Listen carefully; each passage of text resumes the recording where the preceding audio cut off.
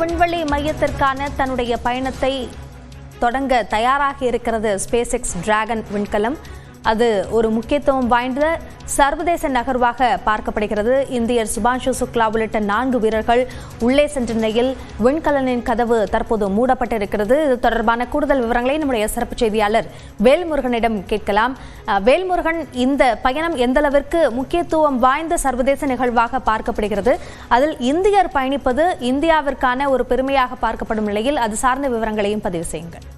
அபிநயா, மிக முக்கியமான ஒரு வரலாற்று சிறப்புமிக்க நாளாக இன்று தினத்தில் விண்வெளி ஆராய்ச்சி மையத்தில் அமைய இருக்கிறது. முதல் முறையாக சர்வதேச விண்வெளி ஆராய்ச்சி மையத்திற்கு இந்திய விண்வெளி வீரர் கேப்டன் சுபான்ஷு சுக்லா தற்போது இன்னும் சற்று நேரத்தில் விண்ணில் பாய இருக்கிறார். அதற்கான அந்த ஃபால்கன் 9 ஆக்சிமோ 4 மிஷனுடைய டிராகன் ஆனது தற்பொழுது உள்ளே அமரப்பட்டு அவர்கள் அந்த டோர் க்ளோஸ் பண்ணிட்டாங்க. எல்லா விதமான கடைசி நிமிட அந்த சோதனைகள்லாம் நிறைவு பெற்றிருக்கிறது.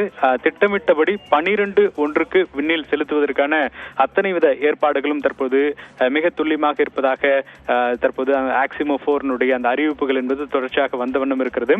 குறிப்பாக இந்த மிஷன்ல India, America, Poland, Hungary, Saudi Arabia, அதே போல பிரேசில், நைஜீரியா, ஐக்கிய அரபு எமிரேட்ஸ் உள்ளிட்ட பல நாடுகள் ஒன்றிணைந்து இந்த ஆக்சிமோ 4 திட்டத்தை மேற்கொள்ள இருக்கிறார்கள்.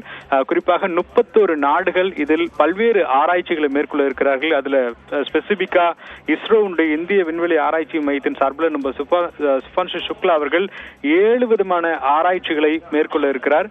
குறிப்பாக இந்த ஆக்சிமோ 4 மிஷன் அப்படிங்கிறது சர்வதேச விண்வெளி நிலையத்தில் இதுவரும் நடத்தப்படாத மிஷன்களே அதிகமான ஒரு அறிவியல் ஆராய்ச்சி தொழில்நுட்பவியல் செயல்பாடுகளை கொண்டதாக இருக்கும் என்று தற்போது ஆக்சிமோ 4 அதிகாரப்பூர்வமாக அறிவித்திருக்கிறது. இந்த முயற்சி குறிப்பாக நம்மளுடைய ககன்யான் திட்டத்திற்கு ஒரு பெரும் ஒரு உந்து சக்தியாக மாறப்போகிறது அப்படிங்கிறதான் ஒரு பெரிய எதிர்பார்ப்பாக இருக்கிறது. குறிப்பாக இந்த இஸ்ரோவினிடம் முன்னெடுக்கக்கூடிய பல ஆய்வுகள் அப்படிங்கிறது மைக்ரோ கிராவிட்டி சூழலில் அங்க இருக்கக்கூடிய திரைகளின் தாக்கம் என்னவாக இருக்கிறது, அதே போல மைக்ரோ ஆல்கேனுடைய வளர்ச்சி, மெட்டாபலிசம், மரபணு மாற்றங்கள் தொடர்பான பல்வேறு விதமான ஆராய்ச்சிகளை நம்ம சுபான்ஷு சுக்லா மேற்கொள்ள இருக்கிறார்.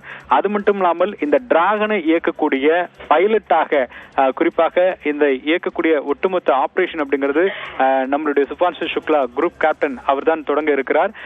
குறிப்பாக 12:1 இந்திய நேரப்படி சரியாக திட்டமிட்டபடி இதனுடைய பயணம் இருக்கும். சுமார் 28 மணி நேர பயணத்திற்கு பிறகு இந்த டாக்கிங் என்று சொல்லக்கூடிய ISS சர்வதேச விண்வெளி ஆராய்ச்சி மையத்துடன் இணைக்கக்கூடிய பணிகள் என்பது நடைபெற இருக்கிறது.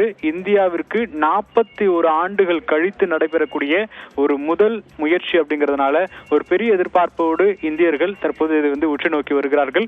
அதே போல உலக நாட்டில் இருக்கக்கூடிய பல நாடுகளும் எதிர்பார்க்கக்கூடிய ஒரு இது என்றது இந்தியாவுடைய அந்த பங்களிப்பு அப்படிங்கிறது எந்த அளவுக்கு இருக்க போகிறது வரக்கூடிய காலங்களில் இந்த ஸ்பேஸ் டெக்ல. சோ அதற்கான ஒரு மிக முக்கியமான ஒரு தருணமாக இந்த தருணம் அமைந்து கொண்டிருக்கிறது. அபினியா, இந்திய சுபான்ஷு சுக்லா உள்ளிட்ட 4 வீரர்கள் உள்ளே சென்ற நிலையில் அதற்கான சர்வதேச விண்வெளி மையத்தை நோக்கி அந்த பயணம் இன்னும் சற்று நேரத்தில் தொடங்க இருப்பதாக எதிர்பார்க்கப்படுகிறது. இது குறித்த கூடுதல் விவரங்களுக்கு நன்றி வேல்முருகன்.